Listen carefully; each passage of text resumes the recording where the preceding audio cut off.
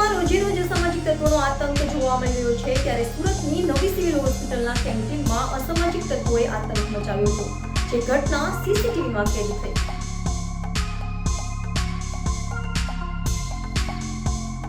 સુરત નવી civil hospital કેન્ટીનમાં અસામાજિક તત્વોનો આતંક જોવા મળ્યો હતો। હોસ્પિટલના કેન્ટીનમાં નશાની હાલતમાં અસામાજિક તત્વોએ તોડફોડ કરી હતી, જે ઘટના કેન્ટીનમાં લાગેલ સીસીટીવી કેમેરામાં કેદ થઈ છે।